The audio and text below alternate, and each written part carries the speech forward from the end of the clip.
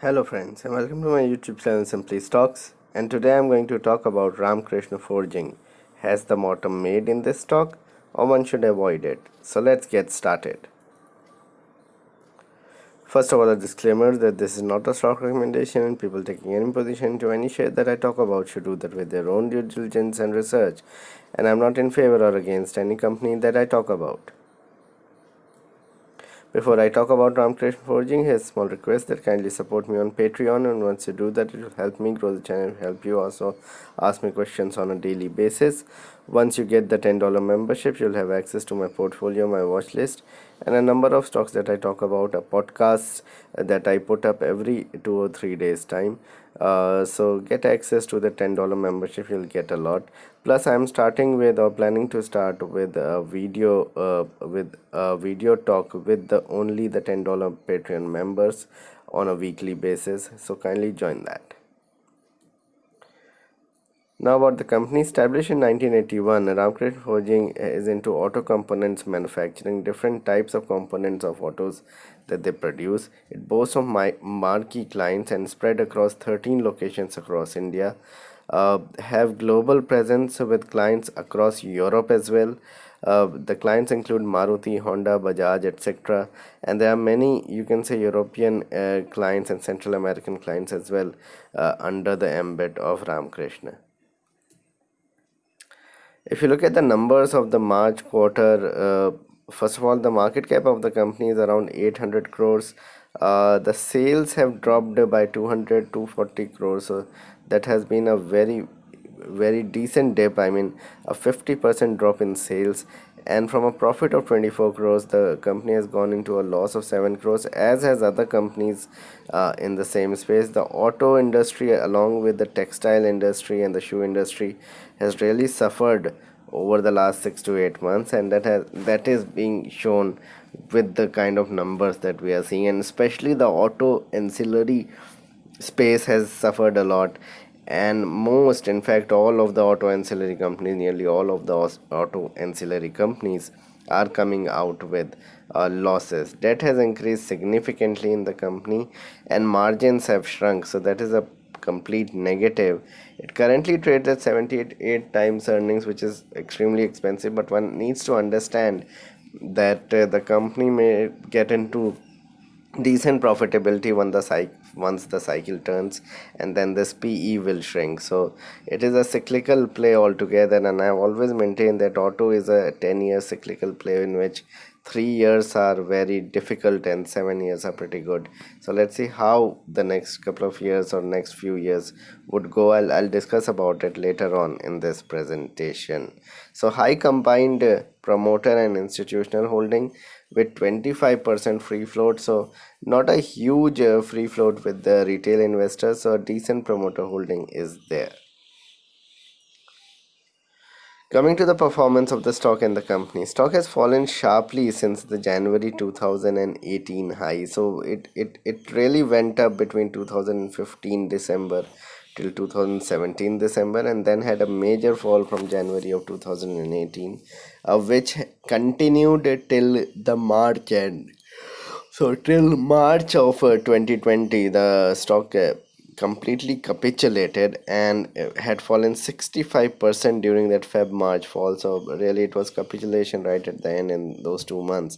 But since then, it has recovered. It recovered around 40% and then has recovered another 20% from there, and currently trading at 290. So it has recovered 65% from the lows, and on a 5 year basis it has done nothing. Virtually it is, you can say, it is up 10% on a 5 year basis, so has done nothing. There could be a surge coming in, that's what I mean. Results have remained subdued. We have seen the results really go down and dip sharply over the quarters, over the last 8-10 quarters. So it has not been a pandemic play in which the results have been pretty subdued.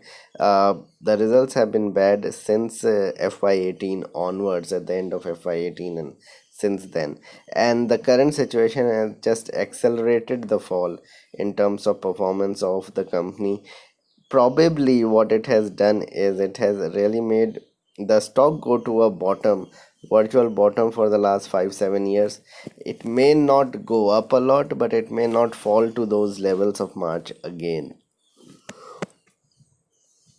So why there has been a slowdown in this industry? Auto industry is under stress since FY18, as I mentioned.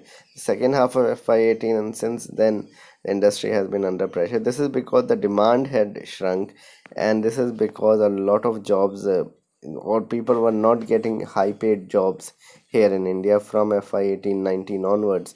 So things were difficult from there on in, and with the pandemic setting in late December 19 and early 2020, things became extremely tough.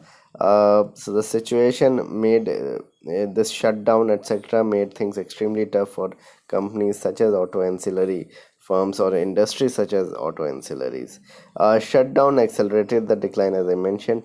Commercial vehicle segment was the most hit. So although they have clients in the passenger vehicle, they have clients in the commercial vehicle segment as well, and big clients abroad. And we have seen that how growth has stalled, and due to which CV segment has really gone for a toss here in India and for a toss globally, because globally growth has really dipped sharply, and the pandemic has hit the global economic spheres as well. So the company really did nothing in the April month, virtually nothing, and then half of May, and then things started to come back, and that's why the numbers that we were looking at.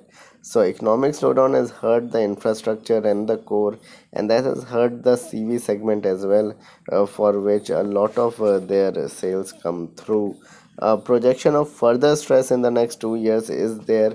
I think at least for the next 2 to 3 quarters, we are going to see troublesome times for the segment, and that's why any surge in the stock is used to sell the stock, and that's why it has not moved in the same manner, or the stock has not moved in the same manner as has other companies in other sectors have done in the consumption space.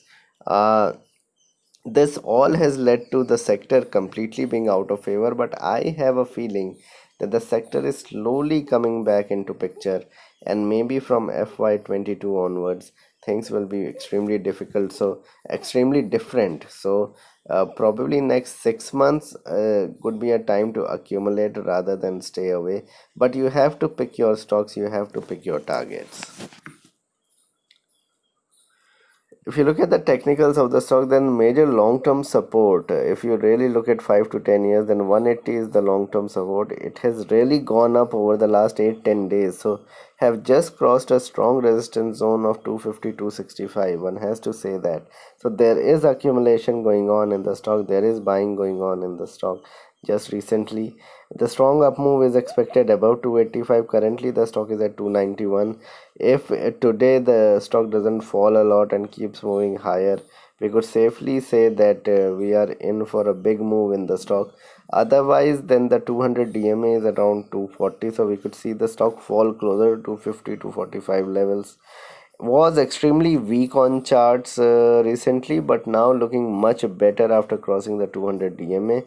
It can be traded with a 260 stop loss, but one has to be extremely careful, and be very vigilant while trading into such stocks, because the liquidity is less.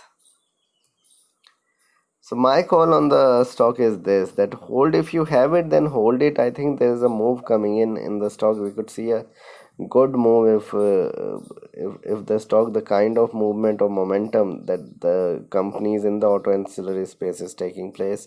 But if you don't have, avoid it. Cycle will turn around in the next year or so, but you buy the top players in autos, which is the original manufacturers, rather than going with ancillary. It's a 6 year play, no immediate big reward is possible here. So this was my video with Ram Krishna Forging. Please like and subscribe my channel and hit the bell icon so that you can get my videos straight away when I post it. Thanks a lot for watching.